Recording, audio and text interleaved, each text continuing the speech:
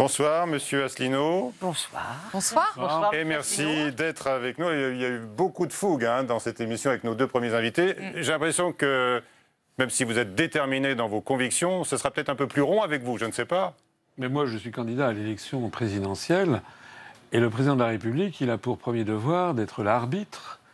Et il exerce par son arbitrage le fonctionnement régulier des pouvoirs publics. Vous voyez, et peut-être que vous vous situez déjà un peu au-dessus de la mêlée. C'est le rôle du président de la République. Ce n'est pas un Premier ministre, ce n'est pas un chef de parti, un chef de gouvernement.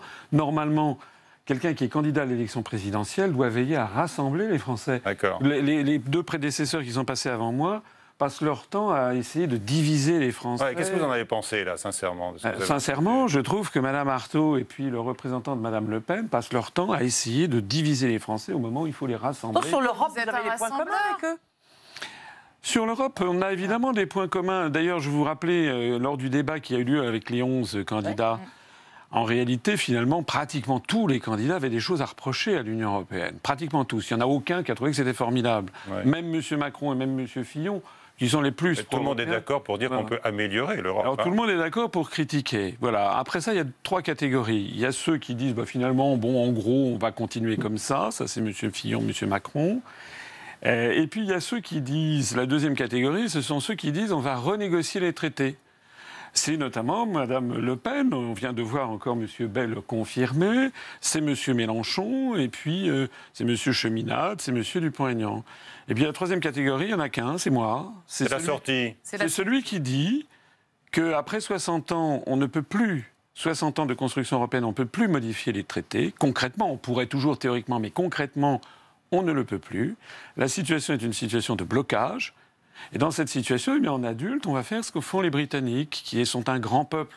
Les Britanniques, ce sont ceux qui ont défendu les libertés publiques depuis 800 ans, depuis la Magna Carta de 1215. Ce n'est pas un peuple extrémiste, c'est un peuple extrêmement pragmatique. Et bien nous, on dit, voilà, on va lancer la procédure de sortie de l'Union. C'est pas la même chose, on ne peut pas établir le parallèle, ça n'a rien à voir. Le Brexit et le Frexit, quand on abandonne une monnaie, c'est une onde de choc considérable. Non, mais ça, on peut parler de l'abandon de la monnaie, mais ils sont quand même en train de sortir de l'Union européenne. Mais donc, c'est déjà un choc. Vous, président François Asselineau, le lendemain de votre élection, vous sortez de l'Europe. Je ne sors pas de l'Europe. Ce que je fais, moi, je suis respectueux du droit, toujours.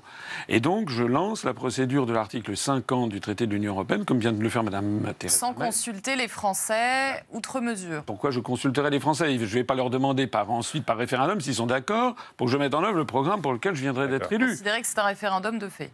Mais c'est pas un référendum. C'est votre programme. Voilà, c'est comme à ce moment-là, on pourrait aller loin. Une fois qu'ils auraient voté, il faudrait que je fasse un autre référendum pour savoir s'ils sont d'accord pour que je mette en œuvre le référendum. Non, j'ai un programme. Et si je suis élu sur ce programme, évidemment, je reconnais qu'avec les précédents de M. Sarkozy et de M. Hollande, je reconnais qu'on est un peu... On a perdu l'habitude qu'un président de la République nouvellement élu mette le programme en œuvre pour lequel il a été élu. Mais c'est quand même ce que je ferai, moi. Et donc, je mettrai en œuvre l'article 50. Il y a une ouverture d'une négociation avec les partenaires. Ça va très bien se passer. D'ailleurs, regardez, ça se passe très bien avec le Royaume-Uni. Le Royaume-Uni n'est pas tombé dans l'apocalypse. Rappelez-vous, madame... il n'a pas l'euro, le Royaume-Uni. Ils ne sont pas sortis encore. Ils ne sont pas sortis encore. Ensuite, ils n'ont pas l'euro. Ils ne sont pas sortis. Mais rappelez-vous ce qu'avait dit madame Christine Lagarde, la directrice générale du Fonds monétaire international. Elle s'était rendue au mois de juin de l'année dernière et elle avait dit, si jamais vous votez pour le Brexit, dans les jours qui viennent, ça va être l'apocalypse financière, ça va être un effondrement des marchés financiers. On a appris au début de cette année, c'est le gouverneur de la Bank of England lui-même qui a dit qu'en fait toutes les prévisions apocalyptiques avaient été fausses. Et puis je constate que les conversations pour la sortie de l'Union européenne par le Royaume-Uni ont commencé. Je constate que les choses se passent bien. La France n'a pas rappelé son ambassadeur à Londres. Le Royaume-Uni reste relié au reste. J'entends bien ce que vous dites, M. Asselineau, mais écoutez, quand on demande aux Français, est-ce que vous en avez marre de cette monnaie, est-ce que vous voulez la quitter, il y en a 70% qui disent non. Mais ça, on veut l'euro, on veut rester. Mais ça, c'est vous qui le dites. Ah, mais c'est pas moi qui le dis, non, oh là là, non, moi je ne me prends pas pour prendre un institut de sondage avec moi toute seule. Demandons l'avis des Français. D'abord, comme le disait ma grand-mère, qui n'entend qu'une cloche, n'entend qu'un son.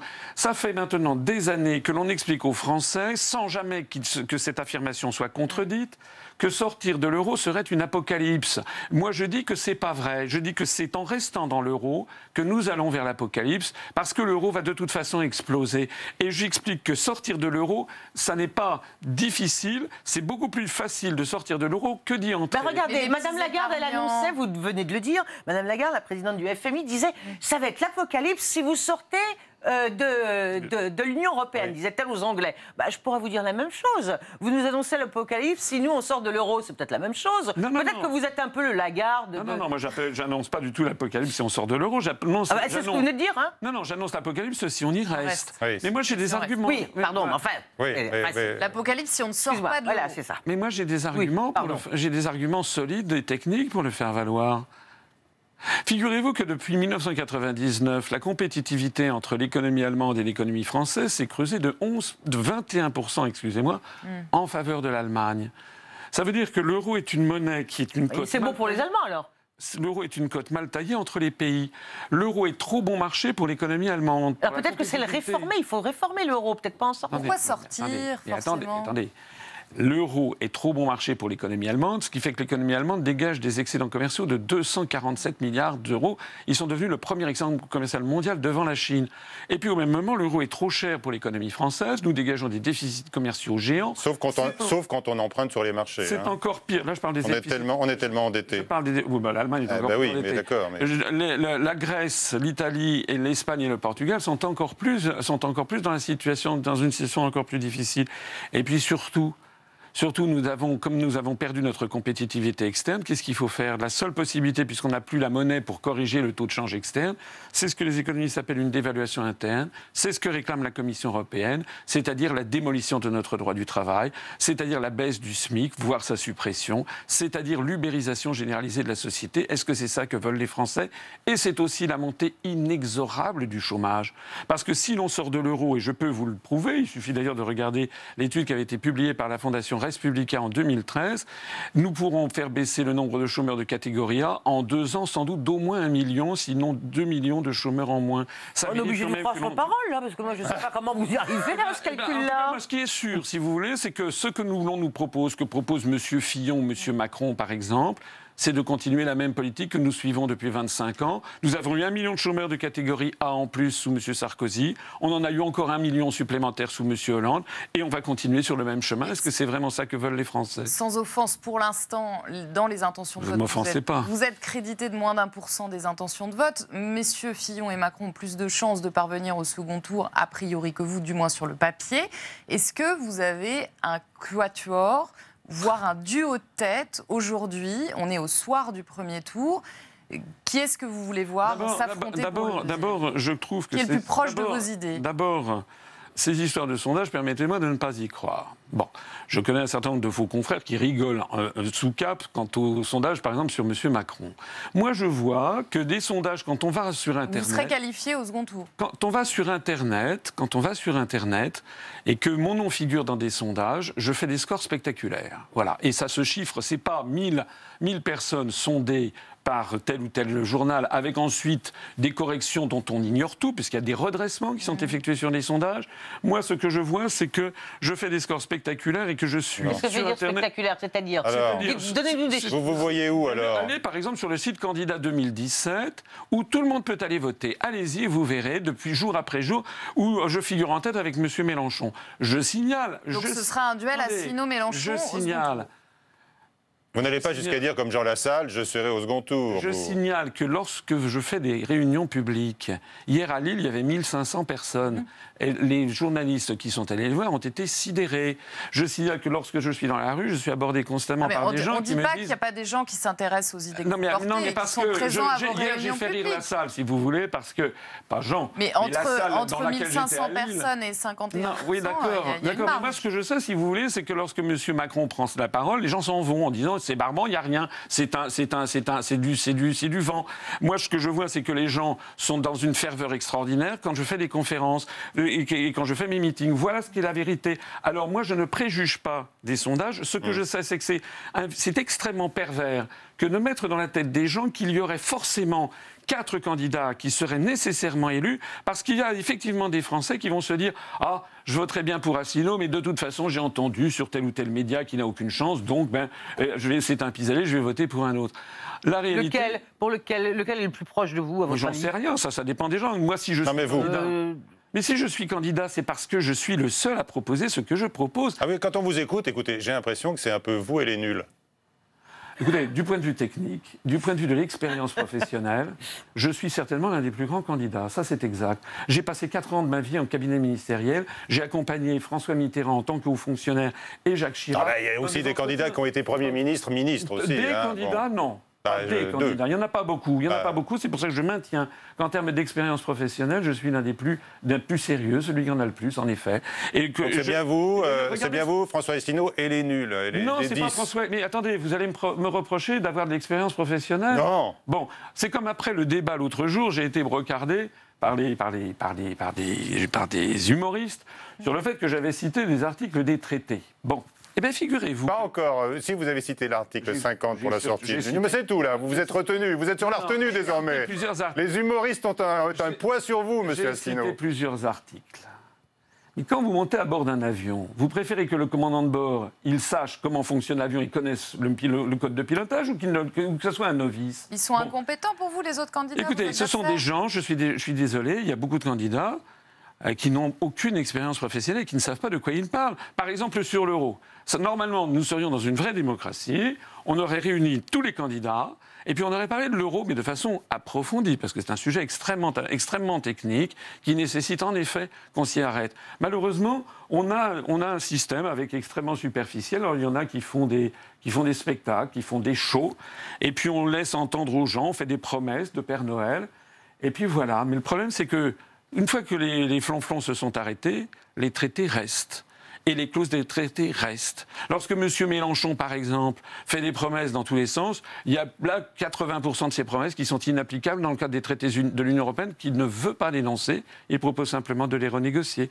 Donc, au bout du compte, si les Français se font avoir une nouvelle fois, s'ils élisent un Tsipras français, dans 6 mois, dans 1 an, la France sera ingouvernable parce que les Français se seront dit « mince, on a encore une fois élu quelqu'un qui s'est moqué de nous ». Moi, ce qui fait mon succès dans la rue et dans les meetings, je reconnais que pas dans les sondages officiels, mais dans la rue, dans les meetings et sur Internet, ce qui fait mon succès, c'est que les Français reconnaissent que je suis quelqu'un de sincère, d'honnête, de compétent, excusez-moi de le souligner, et qui leur dit le fond des choses, et ça, les gens apprécient beaucoup. Vous tirez déjà beaucoup de satisfaction personnelle de cette campagne. Non, c'est pas une satisfaction personnelle, c'est que ça me permet en effet de faire connaître notre mouvement, qui, j'en profite d'ailleurs pour vous le dire, vient de dépasser les 24 000 adhérents. L'Union populaire républicaine, je crois, et je m'excuse que nous ne l'avons pas encore cité jusqu'à présent. Vous dites qu'on est un peu colonisé par les États-Unis, ici en Europe, c'est bien cela, vous savez, monsieur Asselineau, mais aujourd'hui... C'était exactement l'adjectif et le verbe utilisé par Charles de Gaulle.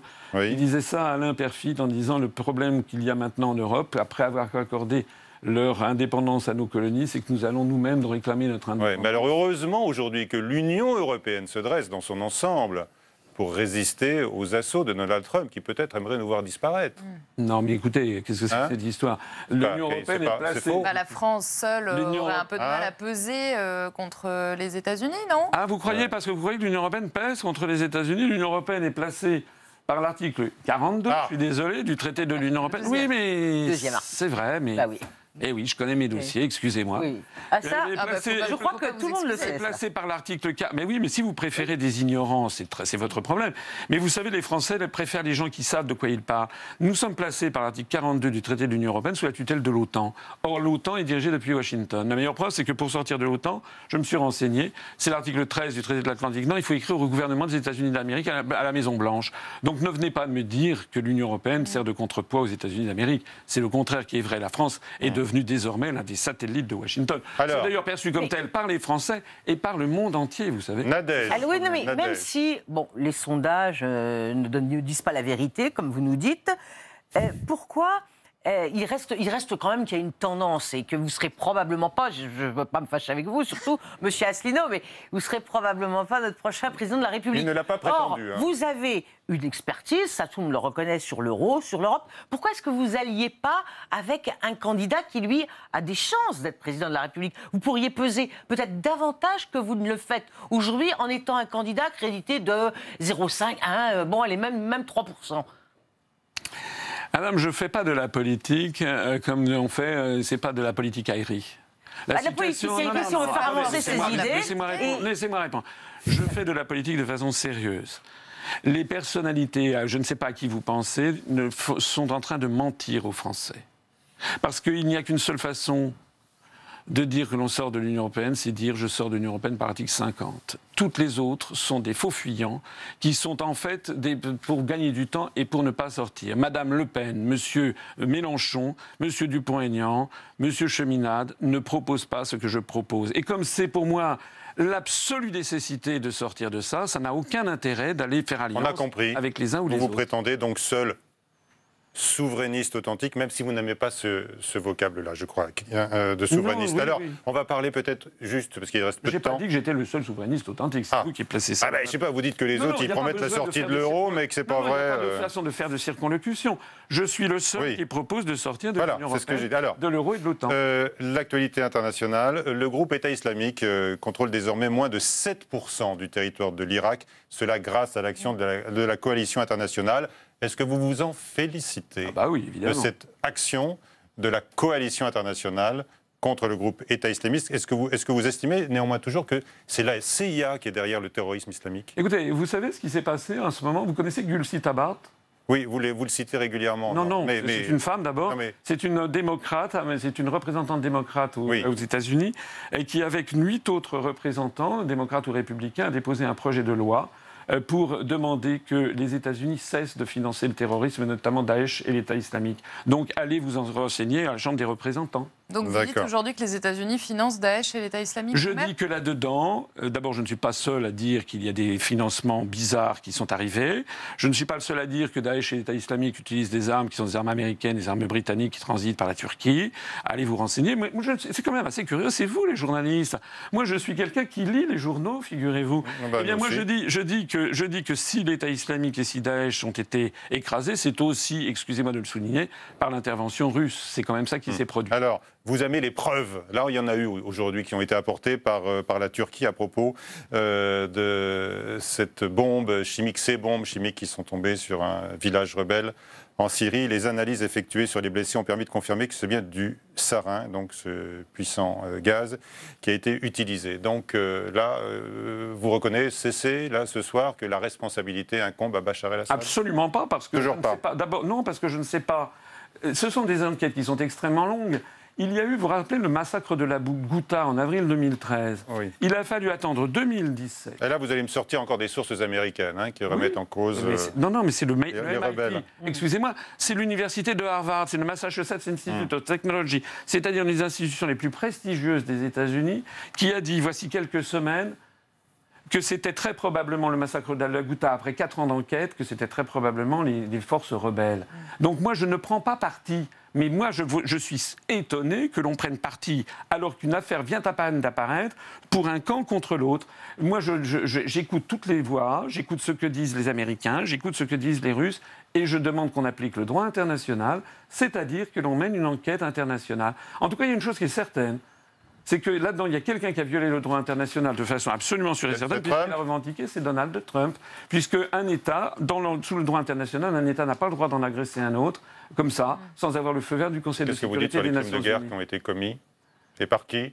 Comment? Des crimes de guerre. Vous parlez Où ça? Du non-respect du droit international. Vous accusez Trump. Qu'est-ce que vous dites sur Bachar el-Assad, sur les crimes de guerre? Mais je dis qu'il faut qu'il y ait une enquête internationale qui permette d'en... Écoutez, on a l'impression qu'on découvre des choses tout à fait nouvelles. Rappelez-vous les armes de destruction massive prétendues de Saddam Hussein en 2003. On était priés de croire à ça. Il n'y a que la France, d'ailleurs, parce qu'à l'époque, la France était dirigée par Jacques Chirac et Dominique de Villepin, qui s'étaient opposés. Et puis on a appris 6 mois après qu'il n'y avait jamais eu d'armes de destruction massive. Merci à vous. Merci à vous. Bonne continuation de campagne, donc dans la rue notamment et sur Internet. Oui, avec beaucoup de meetings, avec énormément de monde. Demain, Jacques Cheminade sera notre invité et Thomas Piketty, l'économiste bien connu et conseil. Soutien de Benoît Hamon à demain.